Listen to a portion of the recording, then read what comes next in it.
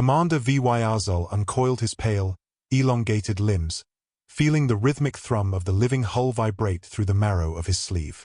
The biocruiser Void Reaper inhaled the cold bleed of cosmic radiation, digesting light to fuel a predatory glide through the dark.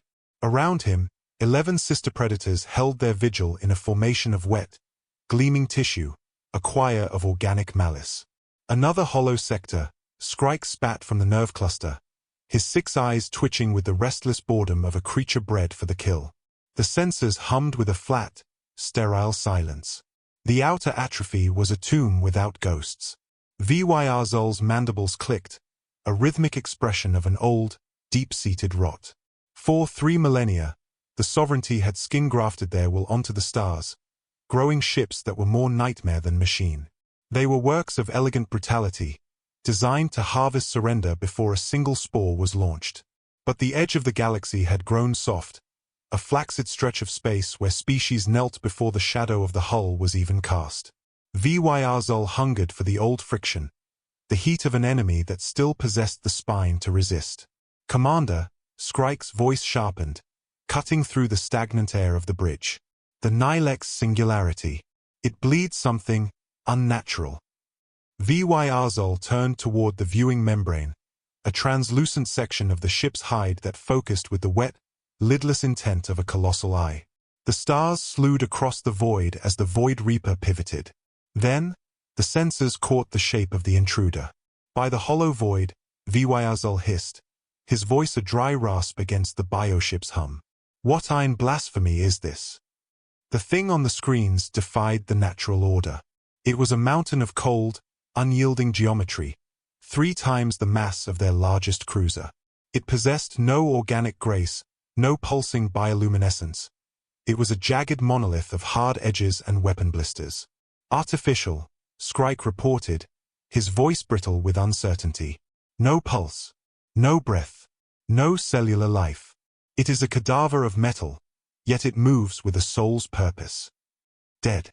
The word sat heavy in Vyr'Zul's carapace. A lifeless object that walked and thought was a violation of the sovereignty's creed. It was a mechanical ghost, a corpse built of refined ores and synthetic sinew, cutting through the vacuum with a terrifying, calculated precision. It was the discovery of a god made of scrap. 3,000 kilometers away, the symphony was not one of flesh, but of fusion. Captain Jake Morrison stood within the humming ribs of the THV Iron Sovereign, a fortress of chrome and consequence. 12 contacts, Captain," Lieutenant Amora Okafor stated, her fingers weaving through holographic light as if playing a lethal harp. "Unknown configurations. They don't match the archives. They look grown." Morrison nodded, his face a map of 30 years spent in the Vanguard's meat grinder. He had hunted pirates in the gutter end of the colonies, but this was different. This was the first time the human sleeve would confront an alien mind across the reach of the dark. "Distance?" he asked, his voice steady as the reactor's pulse. 4,000 kilometers and closing. "They aren't flinching, sir. They're coming straight for the teeth." Morrison watched the alien vessels. They were beautiful, like bioluminescent sea terrors swimming through a sunless ocean. But beauty was a luxury of the dead. In his experience, the most elegant masks usually hid the sharpest blades. "Sir," Mylin Zhao called from the comms array. "Energy spikes. They're charging something internal. It's weapon grade, but it reads like a fever, not a battery." "Tactical," Morrison commanded. "Give me the measure of them." Okafor's report was a brutalist inventory. 12 hulls, 400 meters each. Bioorganic lattices. Energy-based signatures, plasma or particle streams. "They carry no lead, sir. No kinetic weight." Morrison's brow furrowed, a hairline fracture in his calm. "No rail guns? No missiles?" "None. It's as if they believe the universe is made only of light and heat." A grim realization settled in Morrison's gut. To reach the stars without mastering the simple, violent poetry of a high-velocity slug was a strange evolution. Energy was a flare. Kinetic energy was a statement. Lead didn't care about shields. It cared about the mass of the target it was meant to erase. Engineering, Morrison barked. Santiago, what's the word from the belly? Reactors at a high-pitched scream. Captain, Mendez replied. Armor plates charged. Point defense is hungry. The Sovereign is ready to take the hit and give back tenfold.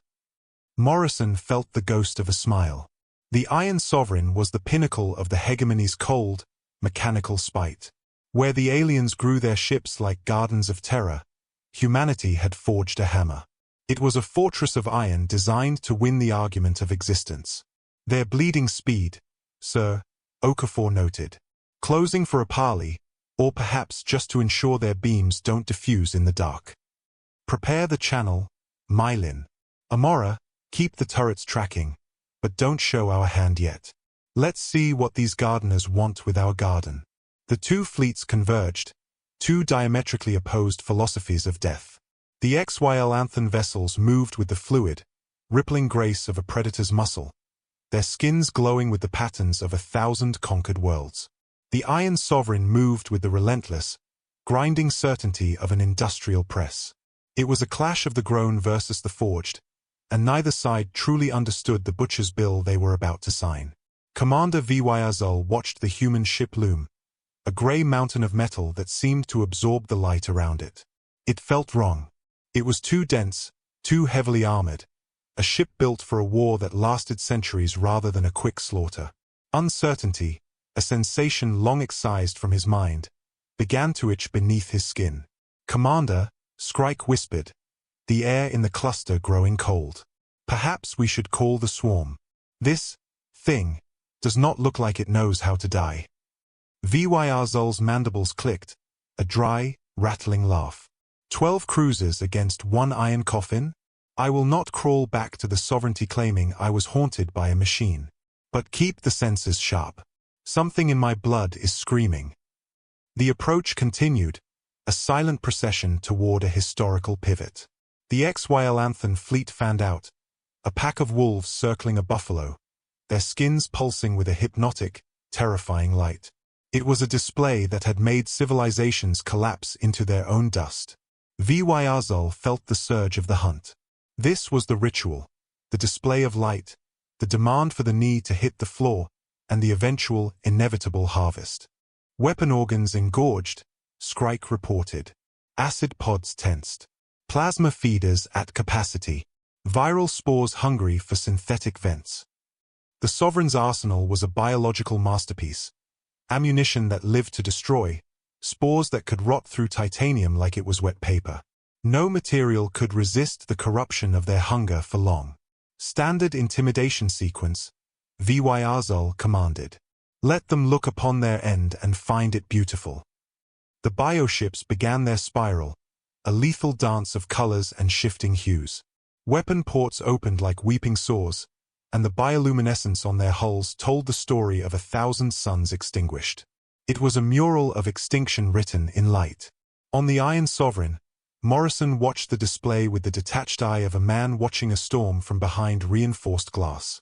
Beautiful, he remarked softly. Like a school of piranhas in a neon tank. They're good, Amora. They've done this dance before. Okafor didn't look up from her controls. A practiced flank, sir. They're trying to wrap us in their shadow. Let them, Morrison said, the words heavy as lead. Any word, Mylin. Frequencies are screaming with internal noise, sir. Biological chatter. But no greeting for us. Morrison noted the flaw in the alien grace. They were treating the Sovereign like a static monument, a target to be posed for rather than a predator in its own right. They assumed the iron would stay still. Amora, present the broadside. Pivot us. Aye, sir. The Iron Sovereign groaned as its thrusters fired, rotating its massive bulk with the deliberate, terrifying intent of a planet changing its axis. It did not dance. It decided. It was a fortress shifting its walls to face the siege, and in that movement, the illusion of the alien's superiority began to crack. As the dreadnought completed its turn, the XY fleet finally grasped the scale of the horror they had engaged. The Iron Sovereign wasn't just a ship, it was a geography of war. It dwarfed their largest cruiser like a cathedral dwarfs a parish priest. but it was the quills of the porcupine that froze them. The hull was a bristling thicket of violence. Railgun turrets the size of skyscrapers tracked with oily smoothness. Missile racks sat like honeycomb hives of fire. Point defense lasers glittered like thousands of cold, unblinking eyes. It carried enough weight to crack a tectonic plate. By the hollow void, Scrike breathed, his 6 eyes failing to find a single weakness in the iron hide.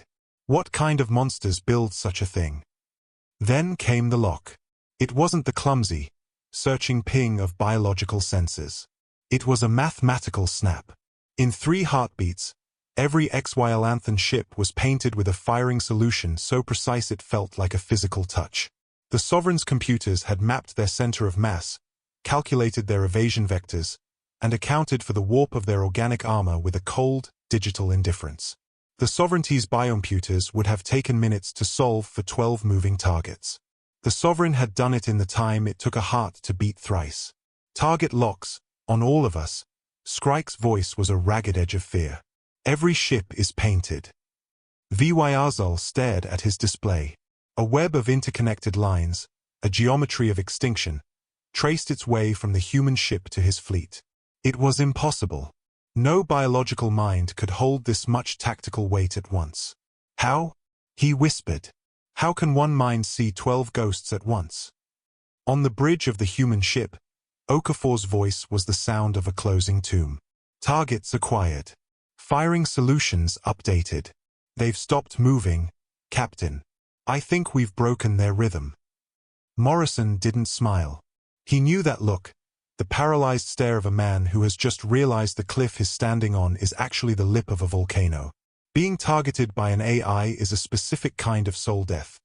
It is the realization that you are not a warrior, but a variable to be solved. Status: engineering? Reactors at idle, sir, Mendez replied. We're barely breaking a sweat.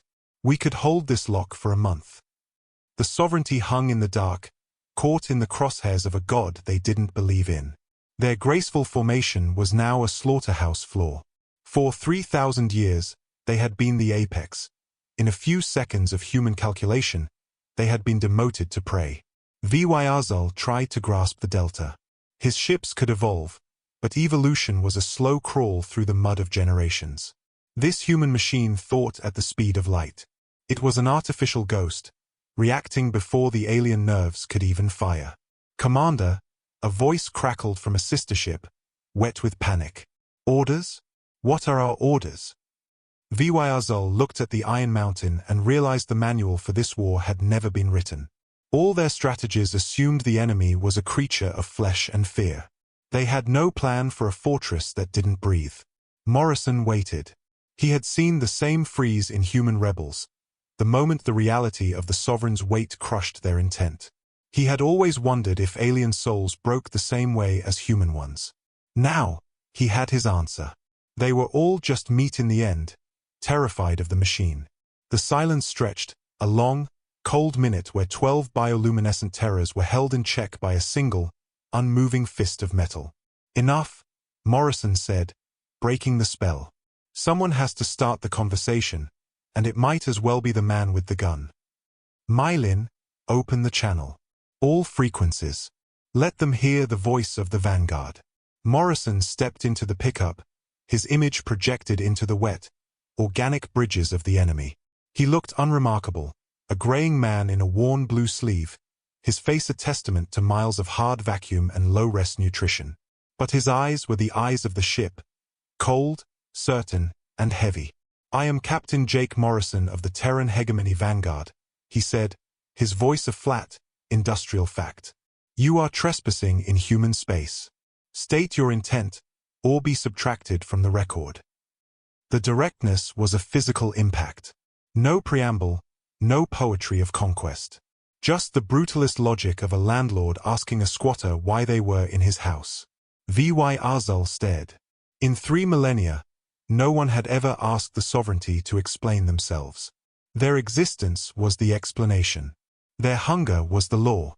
How do we answer this? Vyr'Zul whispered to Scrike.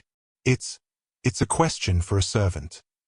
I don't know, Scrike admitted, his eyes blinking in a chaotic, fearful rhythm. It assumes we have a reason beyond our own will. The silence that followed was the sound of a culture realizing its own insignificance. The human hadn't asked who they were. He didn't care. He asked what they were doing. Vyr'Zul stood tall, his mandibles set in a mask of ancient pride. I am Commander Vyr'Zul of the Sovereignty. We are the masters of this sector. You will surrender your iron shell and submit to the harvest.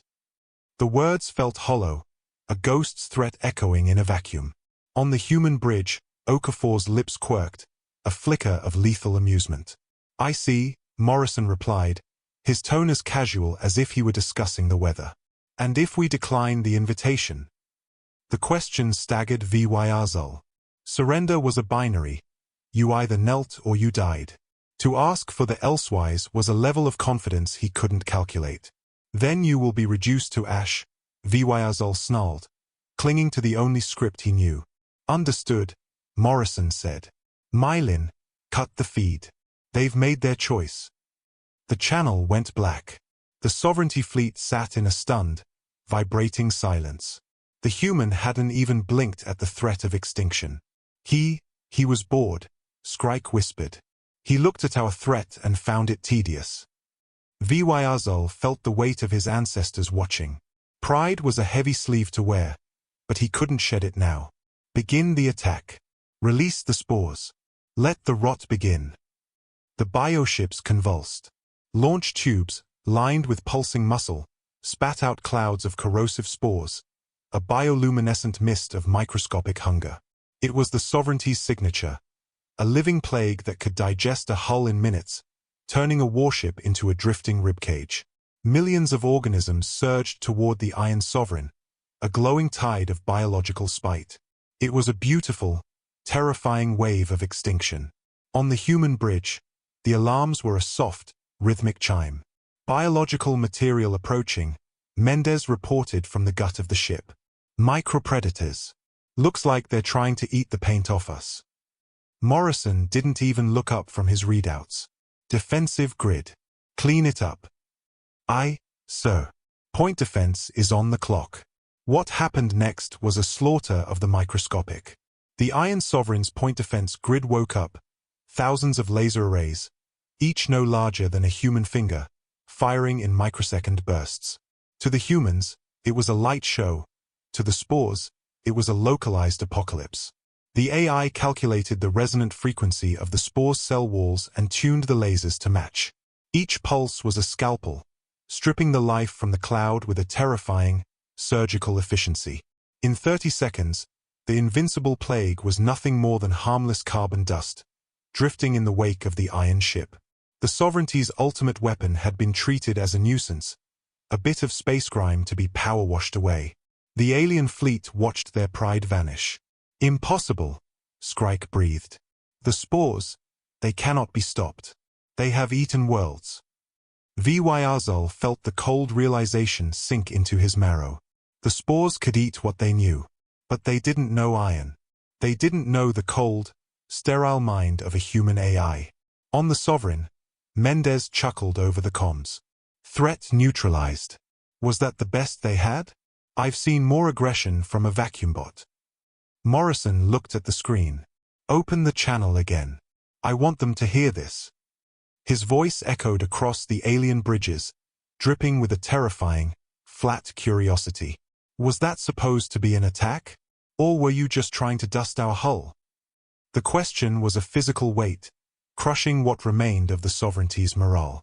They had thrown their most feared strike, and the human was asking for a definition. Vyr'Zul felt the world tilting. These humans didn't just have better toys. They had a different soul. They treated warfare like a technical glitch to be smoothed over. The bioships drifted, their commanders paralyzed. For the first time in 3,000 years, the Sovereign had been laughed at. And the Iron Sovereign just sat there, its weapons still locked, its reactors humming a low, mechanical song of indifference. The channel remained open, a bridge of shared terror. What followed was a casual autopsy of the Sovereignty's power, conducted in real time by the human crew. Vyr'Zul, desperate to reclaim the narrative, shouted into his comms. Human, You have seen but a spark. Surrender, and we may grant you a swift end. Morrison's voice came back, but he wasn't talking to Vyr'Zul. Mylin, make sure the recordings are high def.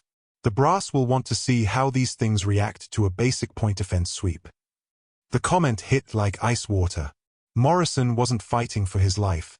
He was collecting data for a report. This wasn't a battle. It was a field test. Sir? Okafor's voice cut in. Tactical analysis complete. They rely on biochemical rot and low-yield plasma. Our kinetic barriers are overkill. We could sit here all day and they wouldn't even scuff the chrome. The analysis was delivered with a clarity that stripped the sovereignty of its mystery. Okafor had solved them in minutes. She had looked at 3 millennia of conquest and called it low yield. Commander, Scrike whispered. They speak as if we are a routine encounter. As if they have a drawer full of fleets like ours. Impossible, Vyr'Zul repeated, but the word was a lie. He could hear it in their voices, the utter lack of adrenaline. On the human bridge, Zhao looked up. I've cracked their internal comms, sir. No encryption. They're basically screaming at each other in the clear. Want to listen in? Morrison nodded. Put it on the speaker. Let's hear the choir. The alien voices filled the bridge, a chaotic mess of confusion and rising panic, translated by the AI into a flat, human monotone. How many more? This cannot be the whole fleet. No one sends one ship against us. Where are the others hiding? Okafor smiled. They think with a scout, Captain. They can't wrap their heads around the fact that one ship is enough. Morrison considered this. The aliens were victims of their own legend.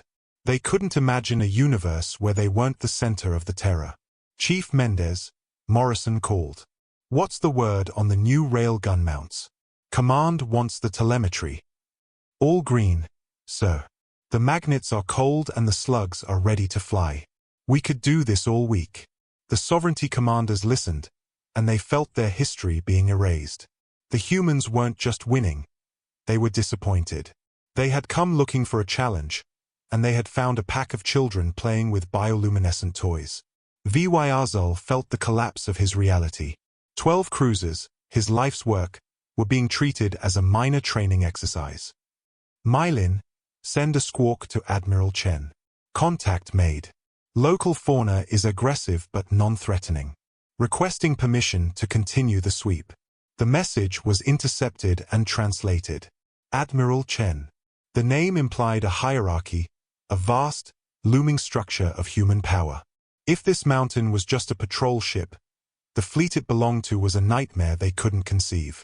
If this ship requires an admiral, Scrike whispered, how many suns do the humans own? Vyr'Zul couldn't answer. His mind was trying to calculate a war against a species that viewed his destruction as a footnote. Then came another voice, Arjun Vamor from Sensor Analysis. Captain, these power signatures, they're biological. It's like the ship has a metabolism. Fascinating. The boys in the lab are going to have a field day with this. Fascinating. They were being treated like a new species of beetle, something to be pinned to a board and studied under a lens. The final blow was the tone. No anger. No hate. Just the mild interest of a scientist observing a curious bit of mold. Sir, Okafor noted. They are twitching. Weapon organs are engorging again. They might try one last desperate lunge. Morrison sighed, a sound of profound weariness. I suppose they have to. It's in the meat. Amora, keep the shields at standby. I don't want to deal with the paperwork for a hull breach if they actually manage to hit a seam. Vyr'Zul stared at his screen. The human captain was more worried about paperwork than the combined firepower of 12 sovereignty ships. It was the ultimate insult. All ships, Vyr'Zul transmitted, his voice breaking. Hold. Do not fire. We need to think. But there was nothing left to think about. The sovereignty was no longer the apex predator. They were just meat, waiting for the machine to decide their fate. The standoff lasted another hour, a long, cold silence where the only thing moving was the human ship's mechanical patience. Morrison had finished his review. He had the measure of them now.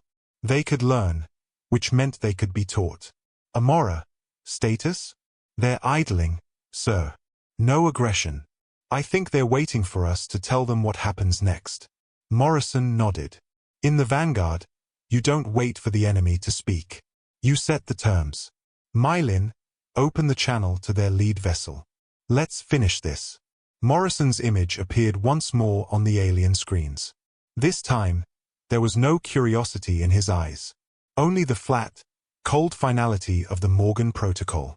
Commander Vyr'Zul, Morrison said. I've done the math. You came here expecting an empty room. You found a wall. I imagine your superiors aren't going to like the report. Vyr'Zul swallowed hard. What do you want, human? Morrison smiled. It was the smile of a man who has already won the war. Here is the new reality. Humanity claims this sector. Every sovereignty shadow in this space has 72 hours to vanish. After that, we stop talking and start subtracting. This isn't a debate. It's a courtesy. The ultimatum was a physical blow. 3,000 years of history were being dismissed in a single sentence. You are one ship, Vyr'Zul shouted, his voice cracking with a desperate, dying pride. We own 1,000 worlds. Our fleets are a tide that cannot be stemmed. Morrison's response was a whisper that filled the bridge. Then you should recognize the face of a conqueror when it looks at you. The weight of that statement was absolute. It wasn't a threat. It was a reflection. Chief Mendez, Morrison said, his voice turning away from the aliens. Show them why we like kinetics. A low hum began to vibrate through the vacuum. A sound that shouldn't exist, but did. It was the sound of the Sovereign's main rail gun drawing power. A massive, electromagnetic scream that resonated in the alien's very marrow. This wasn't biological chemistry. This was the fundamental force of the universe, harnessed and honed into a spike of pure spite. Magnetic coils the size of towers generated a field that warped the light around the ship's prow. For 30 seconds, the aliens watched their sensors scream. The human ship was pulling enough power to jump a fleet across the galaxy, all for a single shot. Main gun ready, Okafor said.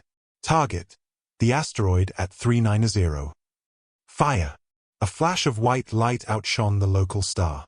A tungsten rod, accelerated to a fraction of the speed of light, cut through the dark. It didn't travel, it simply arrived. The asteroid, a 4-kilometer slab of rock, didn't break. It vanished. In a microsecond, the kinetic energy converted the entire mass into a cloud of superheated plasma that blossomed like a new, angry sun. One moment, there was matter.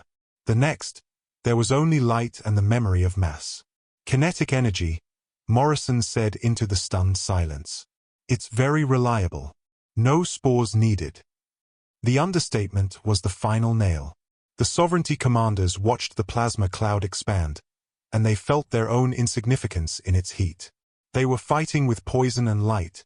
The humans were fighting with the laws of physics. Vyr'Zul looked at the ash of the asteroid and felt his soul leave his sleeve. The humans weren't just better. They were further along the path. Commander, Scrike whispered. We have to go. We have to tell them. We have to tell them the gods are made of iron.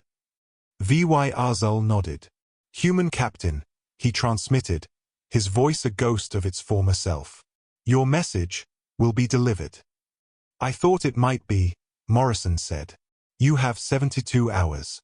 Don't waste them looking back. The sovereignty fleet turned, their grace now the stumbling gait of a beaten dog. As they prepared to jump, Morrison's voice reached them one last time. And Vyr'Zul? When you talk to your masters, tell them the truth. This was just a patrol ship. We have much larger hammers if the nails get stubborn. The channel closed. The aliens fled into the dark. On the bridge of the Iron Sovereign, Morrison leaned back in his chair, the weight of the command settling back into his bones. Amora, you think they'll bring the whole hive next time? Okafor watched the hyperspace wakes fade. Oh, they'll come back, sir. They'll bring everything. They'll try to prove their own myth. Morrison smiled, his eyes reflecting the cold light of the distant stars. Good. It's been a quiet decade. I could use the challenge. The crew returned to their duties. They had just rewritten the map of the galaxy, but the air filters still needed changing and the logs still needed filling. In the Vanguard, history was just another part of the shift. In the deep dark, the plasma cloud continued to expand, a glowing tombstone for the sovereignty's ego, and a warning to anything else that thought it owned the stars. The Age of Gardens was over. The Age of Iron had arrived.